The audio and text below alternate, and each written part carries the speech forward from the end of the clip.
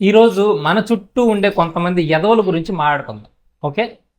So ఇంచుమించు అప్రాక్సిమేట్లీగా చూస్తుంటే ఒక 5 years మీతోనే ఉండి మీ వల్ల కొంతలో కొంత బెనిఫిట్ పొందుండి ఈ 5 yearsలో మిమ్మల్ని చాలా ఎమోషనల్గా నమ్మించి ఆల్ ఆఫ్ సడన్ ఒక్కసారిగా మిమ్మల్ని విడిచిపెట్టి ఇంకో పర్సన్ దగ్గరికి షిఫ్ట్ అయిపోతారు. సో వాళ్ళు అమ్మాయి అయినా కావచ్చు, అబ్బాయి అయినా కావచ్చు. సో ఇలా షిఫ్ట్ అయిపోయిన ఆ పర్సన్ పైగా మీరేదో తప్పు చేసినట్టు మీ గురించి 10 మంది దగ్గర 10 రకాలుగా చెప్తారు. సో ఇలాంటి వాళ్ళని ఏమనాలి? ఎందుకంటే వీళ్ళు కుక్కల కన్నా దారుణంగా ఉంటారు. ఇప్పుడు కుక్కకి మనం అన్నం పెట్టామనుకోండి, అది చాలా విశ్వాసంతో మన దగ్గరే ఉంటుంది. కానీ వీళ్ళకి ఆ విశ్వాసం కూడా ఉండదు. సో వీళ్ళు మన సొమ్ము తిని మన టైంని యూజ్ చేసుకొని మనల్ని ఎమోషనల్గా నమ్మిస్తారు. ఇంకా లిటరల్గా చెప్పాలంటే మనల్ని నేల నాకించేస్తారు. సో ఒకరోజు వీళ్ళు ఎదవలు అని మనకి కన్ఫర్మ్ అయ్యాక వాళ్ళకి అర్థమైపోద్ది, ఓహో మనం ఎదవలన్న విషయం వీళ్ళకి అర్థమైపోయింది అనమాట. సో ఇక్కడ నుంచి మన పప్పులేం ఉడకో, మనం ఎంత సోప్ వేసినా మరి ఎవడు కరగడు. సో మనకి ఇక్కడ పెద్దగా వర్కౌట్ అయినట్టు ఏం కనిపించట్లేదు. పైగా ఫిజికల్గా స్ట్రెస్ అవసరమా మనకి?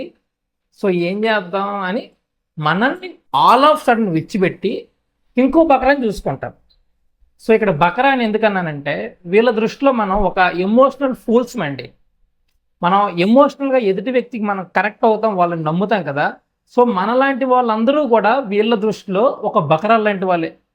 సో మనల్ని విచ్చిపెట్టి ఇంకో ఫ్రెష్ బకరాని మనలాంటి ఒక బకరాని చూసుకొని అక్కడికి షిఫ్ట్ అయిపోతారు.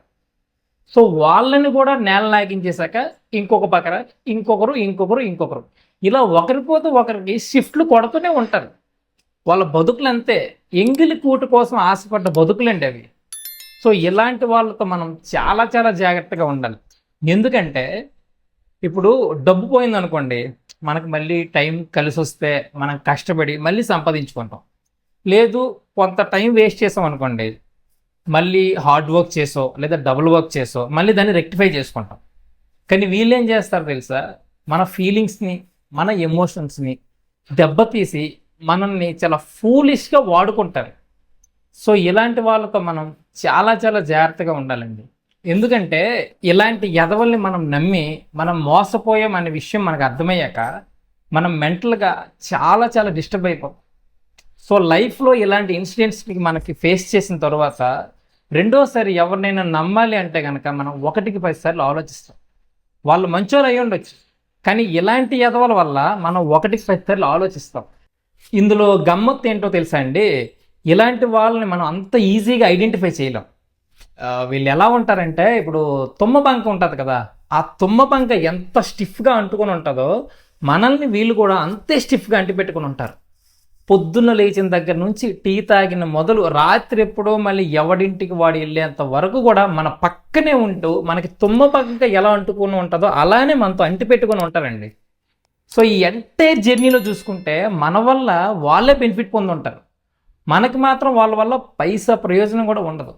కానీ మనం ఎలా అనుకుంటామంటే మన ఫ్రెండే కదా, మన అత్తే కదా, మన మామే కదా, మన అక్క, మన తమ్ముడు, మన చెల్లి, మన వదిన అంతా మన వాళ్ళే కదా. సో వాళ్ళ బెనిఫిట్ పొందుతూ ఒకటి, మన బెనిఫిట్ పొందుతూ ఒకటి అని వాళ్ళ బెనిఫిట్స్ని కూడా మన బెనిఫిట్స్గా మనం ఫీల్ అవుతాం. కానీ వాళ్ళు ఏం చేస్తారు? మన మంచితనాన్ని ఆసరాగా తీసుకొని మనల్ని బీభత్సంగా వాడుకుంటారు, మన టైంని యూజ్ చేసుకుంటారు, మన ఫీలింగ్స్ని వాడుకుంటారు, మనల్ని ఎమోషనల్గా ఫూల్ చేస్తారు. సో ఇదంతా చేసి వాళ్ళ నిజస్వరూపం బయటపడద్దు కదా. ఆల్ ఆఫ్ సడన్గా ఒక్కసారిగా మన మీద తప్పు చేసినట్టు మన మీద బ్లేమ్ చేసి ఇంకో పార్టీని చూసుకుంటారు, అక్కడ షిఫ్ట్ అయిపోతారు. సో వీళ్ళ ఆస్కర్ లెవెల్ పెర్ఫార్మెన్స్కి ఎవడైనా పడాల్సిందే, నేషనల్ లెవెల్ అవార్డు ఇవ్వాల్సిందే. ఎందుకంటే వీళ్ళ యాక్టింగ్ ఎలా ఉంటుందంటే అండి, మన దగ్గర ఒక జడ్డోళ్ళగా యాక్ట్ చేస్తారు. ఇప్పుడు మనం లేకపోతే పాపం వీడు ఏమైపోతాడో, ఈ ప్రపంచంలో పాపం వీళ్ళు ఎలా బ్రతుకుతారో, ఎంత అమాయకులేటి అన్నట్టు మనల్ని ఎమోషనల్గా నమ్మిస్తారు. వీళ్ళు ఒక్కొక్కరు యాక్టింగ్ ఎలా ఉంటుందంటే, స్వాతి ముత్యం సినిమాలో కమలక్ష్మి ఉంటాడు కదా, ఆ కమలక్ష్మికి మించిన యాక్టింగ్ చేస్తారండి. సో ఇలాంటి ఎదవల్ని నమ్మొద్దు, నమ్మి మోసపోవద్దు. మీరు కూడా మీ లైఫ్లో ఎక్కడో ఒక దగ్గర ఇలాంటి ఎదవల్ని చూసుంటారు, ఆల్రెడీ ఇలాంటి ఇన్సిడెంట్స్ మీరు కూడా ఫేస్ చేసి ఉంటారు నాకు తెలుసు. సో మళ్ళీ ఒకసారి చెక్ చేసుకోండి, ఇలాంటి ఎదవలు ఇంకా మీ లైఫ్లో ఉన్నారా లేదా అని ఒకసారి చెక్ చేసుకోండి. అందరూ ఇలా ఉంటారని నేను చెప్పట్లేదు, కానీ కొంతమంది మాత్రం పక్కాగా ఉంటారు. కన్ఫర్మ్గా చెప్తున్నాను, పక్కాగా ఉంటారు. ఒకసారి చెక్ చేసుకోండి. ఎందుకంటే మళ్ళీ ఇలాంటి ఆస్కార్ లెవెల్ పెర్ఫార్మెన్స్కి మీరు పడిపోయి అది నిజం కాదు, అదంతా యాక్టింగ్ అని మళ్ళీ మీకు తెలిసాక మళ్ళీ మేము మోసపోయాము అని మెంటల్గా మళ్ళీ రెండోసారి డిస్టర్బ్ అవ్వద్దు. సో ఇలా జరగకూడదనంటే చాలా సెన్సిటివ్గా వాళ్ళని ఐడెంటిఫై చేసి స్మూత్గా వాళ్ళని అవాయిడ్ చేయండి. దట్స్ ఇట్, అంతే. సో ఈ కంటెంట్ నీకు ఎక్కడో ఒక దగ్గర కొంచెమైనా కనెక్ట్ అయ్యింది అనుకుంటే కనుక మన వీడియోని లైక్ చేసి మన ఛానల్ని సబ్స్క్రైబ్ చేయి. మళ్ళీ రేపు ఇంకో ఇంట్రెస్టింగ్ టాపిక్తో కలుసుకుందాం. బాయ్.